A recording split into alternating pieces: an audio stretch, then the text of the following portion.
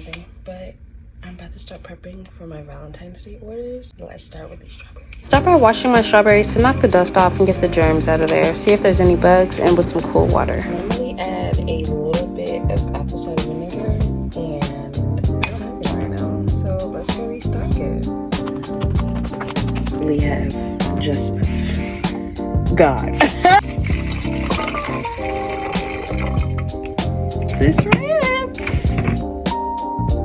Just a cupful will suffice. I then go in with a gloved hand to see what strawberries I'm going to potentially use, if some are rotten, and get those disposed of. I line a pan with some paper towels to shake off the excess water and to make them as dry as I possibly can before they air dry for about 2 to 3 hours.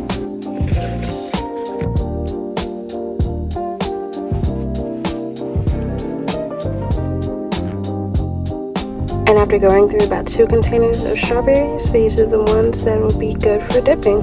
I set those aside to dry while I work on my key lime pie. I start by washing a whole bag of key limes. Yes, key limes are necessary for a key lime pie.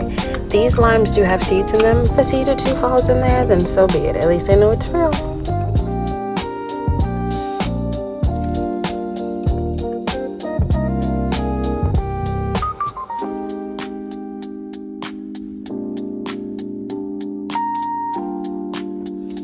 After I juice the limes, I start removing my egg whites from my egg yolks. I need 8 egg yolks, no egg whites whatsoever, because key lime pie is technically a custard, so egg whites would ruin it completely. That took the longest time, I'm not gonna lie to you, and I just went ahead and directly added them to the lemon juice. I added a can of sweetened condensed milk, which is about 2 cups, really like 1 3/4 cups, but it's sweet enough. And then I add a cup of sour cream, whisk all that up, and once that's pretty much put together, then I go ahead and add the lime zest that I previously zested in the beginning.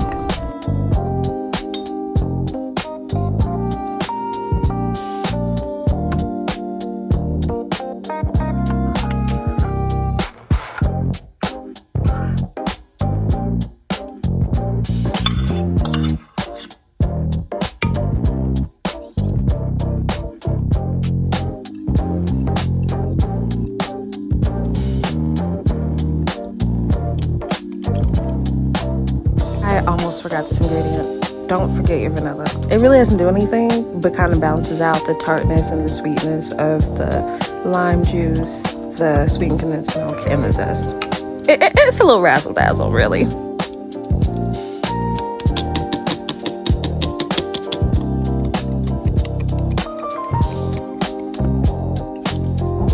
I typically make my own crust, but the convenience of this is what I was not going to pass up, because I did have a lot more stuff to do, and I do have a lot more stuff to do, which will be in a separate video, because this was already too long for my liking. I'm so used to like shorts and shorter style content. Long form, I'm easing into, y'all, so please bear with me. I baked this at 350 for about 20 to 25, really 35 minutes, because it was still jiggly, because I did add a lot more filling than I usually do.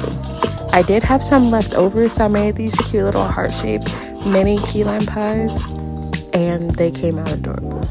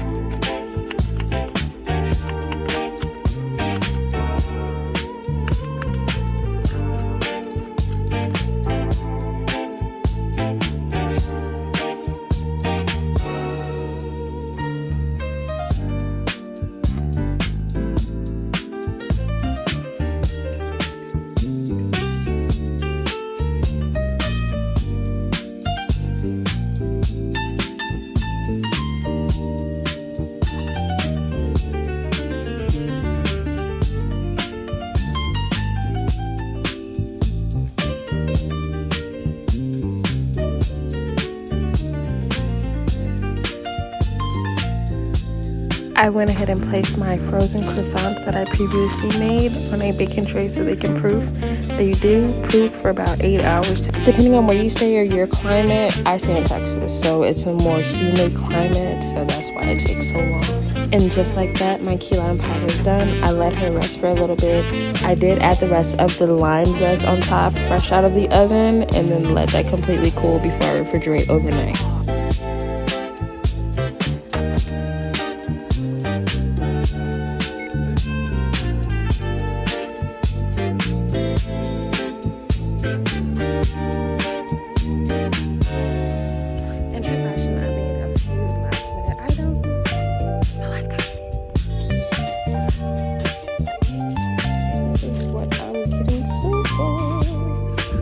For one shirt and a pair of pants and shoes.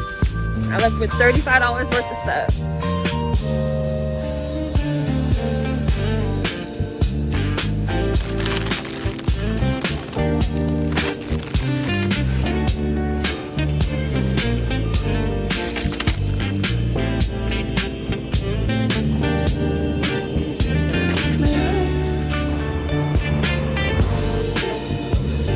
That's adorable.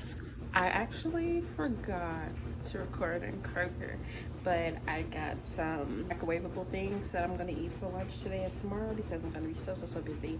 Some more flowers for friends, family, and for an order. And yeah, I'm gonna get back to it. One rule of thumb, never think you have everything together. As you just saw, I had to go to the store for some other stuff that I needed for these orders, plus some unnecessary things because my mom was paying for it. And if you know, if your parents are paying for something, you're going to fill up the whole cart. I didn't because I was understanding and mindful, but I really should have. Anyways, I'm making these brownies. These came out so good with that cold egg. That cold egg is doing the trick for some of these goodies that I'm making. I promise you that. Cinnamon rolls as well. Spoiler alert. Sorry. They came out so good and so fluffy. And it was a cold egg that I used instead of a room temperature egg. I'm going to try from now on and see if it works in my favor. You should too. Now for the dipping. This by far was the most stressful thing that I was thinking about for almost a week.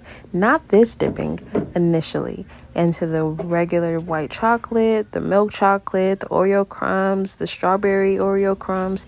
That's fine. It was the drizzling part that I was scared about. I drizzled multiple different times, multiple different strawberries, different styles as well. And the one that I really loved was the white drizzle on top of the Oreo crumbles. That was so cute. The contrast with the just look at it. Yeah. I did that. Finished it off with some edible glitter and then started cutting out my heart-shaped brownie bites. This is going into some of the containers that I'm trying not to spoil, y'all. I'm really trying not to spoil because it just you'll see at the end. Made these mini cookies, baked them for about 10-15 minutes, and this was everything after it was all said and done. I almost forgot about these cinnamon rolls, not gonna lie. Being in the kitchen for 16 hours already, and this was the last thing I had to do for the day. I went ahead and made these and let them proof on top of the oven. Had it preheating to the right temperature that I needed for. I also egg washed. So sorry. I egg washed my croissants for the first round, and just like that, the cinnamon rolls are done. Just look how fluffy they are, y'all. I made a thin-ish consistency of cream cheese frosting. Went ahead and popped my croissants in the oven. Those came out beautifully. They look bakery style. Last thing on my to-do list was packaging, and I will see y'all in the second part of my Valentine's Day video. Bye.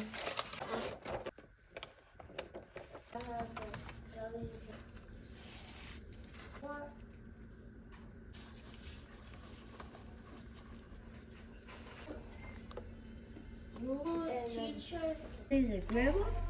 It does. And I go sleep.